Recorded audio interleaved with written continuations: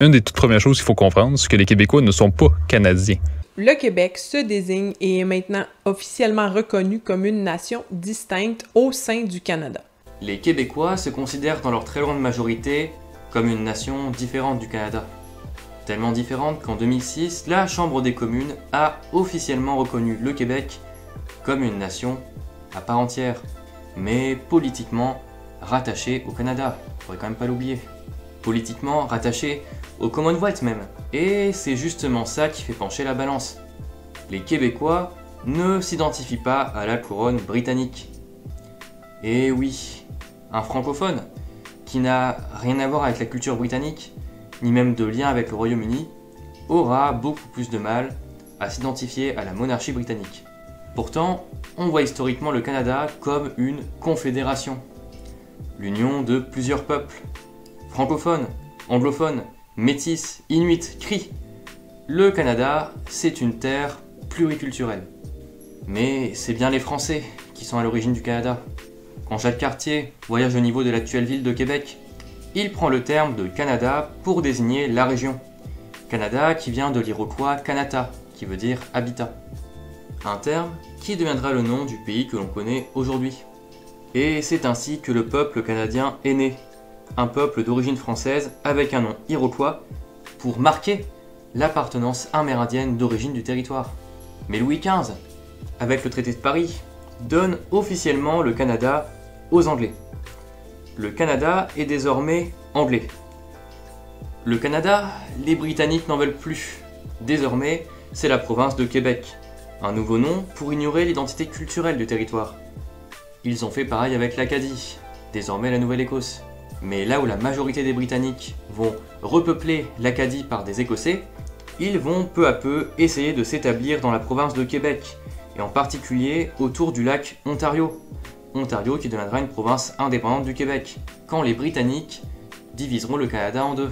Et encore aujourd'hui, il reste des Canadiens français en Ontario, les Franco-Ontariens. Et il faudra attendre la Confédération canadienne au XIXe siècle pour unifier ces différents peuples, pour unifier les Canadiens francophones et les Britanniques. Et retenez bien, les Britanniques. Car oui, là où la majorité des francophones s'identifient en tant que Canadiens, les Britanniques n'ont pas réellement d'identité pour les différencier des Européens. Et c'est justement par le manque d'identité et la volonté de devenir indépendants du Royaume-Uni que les anglophones vont piquer le terme de Canada aux francophones. Enfin non, emprunter. Emprunter car pour le moment, il y a des Canadiens anglais et des Canadiens français. Un pays, de langue, de culture, de nation. Et c'est justement le pluriculturalisme du Canada qui va progressivement entraîner sa division. Car sur le papier, un pays partagé entre deux cultures, ça paraît génial. Mais ça l'est beaucoup moins quand l'une des deux cultures prend le dessus par rapport à l'autre. Et c'est malheureusement ce qui va arriver. Avec la création du Commonwealth, les Britanniques monopolisent l'identité canadienne. Le terme même de Canada renvoie aux Britanniques. Le drapeau utilisé ne représente pas les francophones. Les francophones sont tout simplement ignorés. Dans le monde, le Canada est vu comme un pays anglophone. Dans les rues, on assiste à une monopolisation de la culture anglo-saxonne, à un monopole de l'anglais, au détriment du français. Et c'est la quasi-absence du français dans la communication qui va pousser les francophones à tout simplement revendiquer leur culture par une nouvelle identité, avec la Révolution tranquille. C'est la période de transformation et de modernisation du Québec. Elle s'impose d'abord par une affirmation identitaire. Les Canadiens francophones revendiquent leur culture, leur langue, avec une volonté de promouvoir le français dans les institutions publiques. La loi impose même le français dans le cinéma au Québec.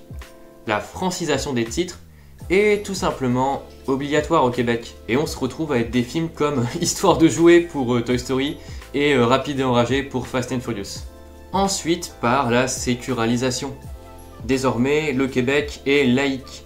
Et enfin, par un sentiment d'indépendance. Et c'est justement cette envie d'indépendance vis-à-vis des Britanniques qui va pousser les Canadiens francophones à choisir un nom qui leur est propre. La grande majorité des francophones vivant au Québec, le Québec est désormais vu comme le foyer des Canadiens français. Car oui, en Ontario français, on a une majorité anglophone désormais.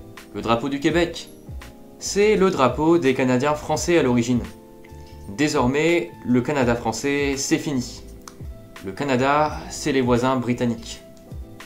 Il y a eu plusieurs référendums pour une souveraineté du Québec. Et en 1995, le Québec a presque failli devenir un État indépendant. Ça s'est joué à littéralement 1%. Mais au final, les Québécois, c'est des Canadiens? Eh bien, je vais vous répondre en normand, oui et non. Oui, car les Québécois restent des Canadiens français, mais qui ont la particularité de vivre au Québec. Même l'hymne du Canada a été composé par des francophones. Et non, car le terme de Canadien est aujourd'hui plutôt utilisé par les anglophones, et on remarque une barrière culturelle entre le Québec et le reste du Canada. Et au final, c'est juste une histoire de terminologie.